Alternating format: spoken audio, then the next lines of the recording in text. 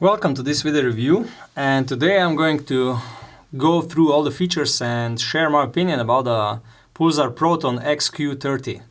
This is their newest thermal clip-on device. As you probably know, Pulsar had a Pulsar Core series of clip-on devices for many years. And last year in 2020 they came out with Krypton, which was positioned above Core at around 4,200 euros. Core is around 3,200, something like that. And now in 2021 they came out with a Proton FXQ30, which is positioned at around 2,500 euros, so below Core. I don't know if many words are needed about Pulsar. They are definitely market leaders, or I would say they are even owning the market of thermal devices in Europe. Their devices are made in Lithuania, and they are known to provide really great value for your money. And if I go through the Proton, first of all, what I need to mention is that the form factor. This device is almost 3 times or at least 2 times smaller than Core was. So it's really small. It's made out of magnesium, like Axions, like new Helions and so on. Really great fit and finish, great quality, and IPX7 waterproofing, so you're able to put it into water and it will still work. 30mm lens. It will also work on all the calibers all the way up to 375 Holland. Something what many people are afraid with many clip-ons. You can be sure that Pulsar will work no matter what you do. The device is only 12 centimeters long, around 7 centimeters high, and 6 centimeters, a little bit less than 6 centimeters wide. So astonishingly small device. There are smaller clip-ons, like the, I don't know, it's Infrared 13 or 13, yeah. It's really small, it's even smaller than that, but it's not made out of magnesium, it's not on the same level of quality. The battery which are powering this device are a APS-5 battery, and this is one of the strong points of Pulsar. So they have their own interchangeable batteries, which basically change the way the thermal optics operates, because we know that with all those devices which have internal batteries, it's always a question if when the battery will run out, I need an additional battery pack or something like that. With Pulsar, these batteries are inexpensive, they work better than almost all normal batteries, and you're able to exchange them in a device in a matter of seconds. And if you have Axion XQ and then you buy Proton XQ, you have the same batteries, so even nicer and easier. What comes in a box? Manual in a couple of different languages with all the specifications and so on. You get a 3 years warranty, even though Pulsar is very well known that they provide service for devices even when the warranty runs out. The service is in Lithuania, so inside of EU, and this is their, I would say, one of the strongest points against all the competition, because majority of competitors produce their thermal optics is produced in China, so when something goes wrong, it's really a headache with services. 2 APS batteries, a lens cap. You also get a charger for 2 batteries. Unfortunately, didn't put it on the table now. So the same charger of the battery as you get with an Axion XQ, a really high quality unit. A monoclar, which you have to buy separately in most cases. It depends, because on some markets this device will come together with a monoclar, but it's going to be more expensive. In some markets it comes without the monoclar and it's less expensive, so majority of people will probably buy it separately. And what is really good with this monoclar is that it's made in a way that you can put it on even when the device is already featuring the adapter for a daytime scope. I'm not showing it here because it's a little bit hard to put the adapter on and off and so on, but you can see in other videos how this works. And this is really nice because you can have the monoclar on the device when the adapter is on it, and you use it as an observation device, then when you see that you need to take a shot, you just quietly remove the monocular and put the clip on directly on your scope.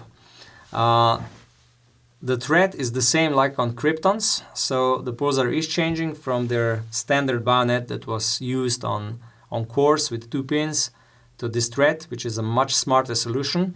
They have their own PSP adapter, and you can also buy the aftermarket Smart Clip or Rusan adapters. Majority of people decides for Smart Clip or Rusan, honestly, because the quality of their adapter is really, really high.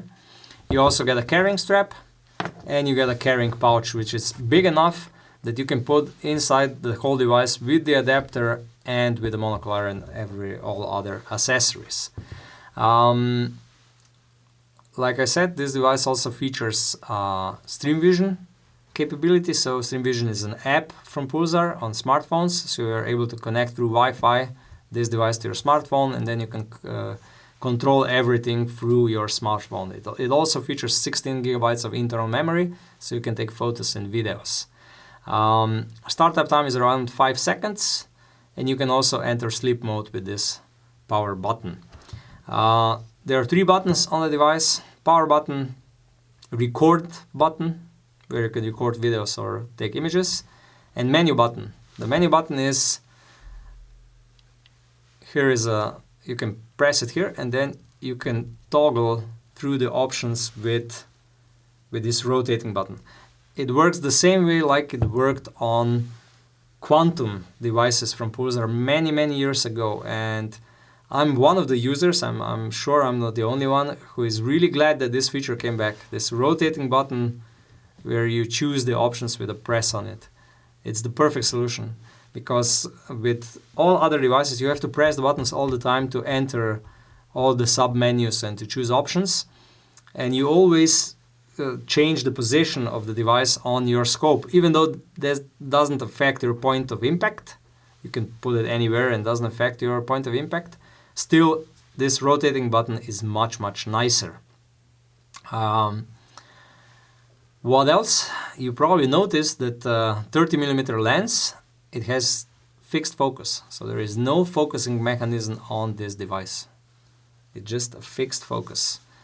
This is a little bit controversial, and I will talk more about it at the end of this review, where I'll go through the sweet and sour in the summary. The sensor is XQ family, so 388 to 284 vanadium oxide sensor with a pixel pitch of 17 microns. So 17 microns between one pixel and another, and refresh rate is 50 Hertz. The NETD, so noise equivalent temperature difference, it's 40 millikelvins. So the image quality is there, not only because of the sensor, but also because Pulsar has really good image rendering. So really good algorithms which convert image from the sensor to the display. The display is AMOLED type, 864 by 648. It's not as big in terms of resolution as on the Krypton, but still big enough so that you can able to use it. They officially say from 2 to 4 times magnification on a daytime scope. In reality, it also goes down up to 6, but you see some pixels. One-time magnification, 30mm objective lens, aperture is 1.2. Around 220 meters of field of view at 1000 meters, and the range of detection is around 900 meters. I think 8 color modes and calibration can be automatic, manual, or semi-automatic, like on all Pulsar devices. I already talked about the menus and buttons. The menu arrangement is the same like on the forward or Krypton devices. So it's in a circle, so that you are able to see it in a circle of field of view, which is normally featured on all rifle scopes and also on this monocular and so on. The zeroing, first time when you buy the device, it's really good to go and test it. If the point of impact of your shots is not completely in the dead center, you're able to zero this device, and the whole zeroing procedure is much easier than it was on core devices. We will also have a separate video about it. So check probably at the time when you're viewing this review, you're already able to see our video how to zero Pulsar Proton FXQ30. Really easy, the same like on Krypton's and on Forward 455. Really easy system, and it works flawlessly. Okay, I think we came to the point where I can go through the sweet and sour of this device and share my opinion on it. So what is really sweet? The size. It's only 300 grams and it's so small. And the build quality. The build quality is on the level of Axions, let's say, from Pulsar, which is just astonishing. The solution that you're able to use your monocular together when the device already has the adapter placed on it. That's really great addition, because before it was always you had to put the monocular down, adapter up, and it was always a hassle. Now this is solved, and it's really solved in a good manner. Interchangeable batteries. Not only that, usually when you're on a hunt, it's always a question, did I filled up all my batteries or not? And with the devices which have internal battery, that's always a nightmare. Also, battery usually fail in all devices. You know, on your cell phone, in 3-4 years, the battery will fail. These Pulsar batteries are really affordable. This one costs like 45 euros or something like that. So even 3 years from now onwards, when you buy a device, you are able to buy a battery, and you will prolong the life cycle of your device substantially with changing the battery. The second thing, what is really positive, is that Pulsar updates the software of the devices through Stream Vision app every year or every year and a half. And again, each time you're getting a better image quality and you're getting a better device. So again, the life cycle of this device will be much longer than the competitors, not to mention the long warranty, 3 years, and the service inside of EU, which will help you even after your warranty runs out. These are all positives. The menu button, rotating menu button with a button on top, again, great feature. They came back to their roots, back to Quantum, and majority of people really liked it. It's really good. Like the whole build quality in general. What also can be said about the positives? Really a lot of stuff. The new thread, the new bayonet, not a bayonet, the new thread for the adapters. Smart move. It's always very precise and reliable if you have a thread and not some kind of bayonet. Okay, what could have been improved? I think that some people will miss the focusing capability. Honestly speaking, everything from, let's say, 50 to 150 meters, it will work fine. You don't need a focus. But let's say on 15 or 20 meters, a lot of people would prefer ability to focus the lens. So this is, I think it's quite, I can understand Pulsar from the use point of view, because majority of people, even on core devices, they set the focus only once and then they never reset it again. So I understand this, but still it's better to have it and not need it than to need it and not have it. So the focusing mechanism would be a nice addition, even though I know that it would raise the cost. The lens cap. I think that the lens cap, a lot of people will lose it because it's not connected to the device. It's small, nice, and so on, but when it falls into the grass, you will never find it again. So this lens, not lens, I would say display resolution. For 2,500 euros, it's more than enough, even though I know that some people, when they will compare this device with Krypton, will be a little bit disappointed how many pixels you are able to see on 6 times magnification, when on Krypton you're able to crank up the magnification almost to 10 and you're still not able to see pixels.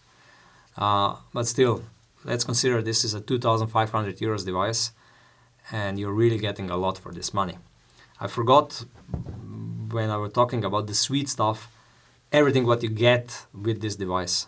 I'm now missing on this clip the charger, but still you get a charger for 2 batteries. You get 2 batteries. You get the carrying strap. You get the really good pouch. you really get a lot for your money. The last thing which I would say, it's a really minor thing, but still, at least these first batches of these devices, all of these devices, they will feature image boost technology. So you're able to go inside of a menu and you're able to turn on the image boost, which gives you much better detail. By default, it's turned off. So if you're not going into the menu and turning it on, you're losing at least 20 to 30% of all the details on the image because the image boost is turned off. I think it would be much smarter if the image boost would be always by default turned on. It's a really small thing, but it would help with the user experience. All in all, a thermal clip-on for 2,500 euros in a magnesium housing on this level of quality, it is something what, at least in my opinion, no competitor is catching up at the moment. You are getting really a lot for your money. I would say 4 years ago, it was unimaginable to get such a great device with magnesium housing, with such a sensor, 40 millikelvin NATD sensor and so on. For 2,500, it was only in dreams. Now, you're able to get it. Okay, thank you for watching. If you have any additional questions, if I left something out and you think that I should mention it, please use comments below, send us an email, and normally, please subscribe to our YouTube channel.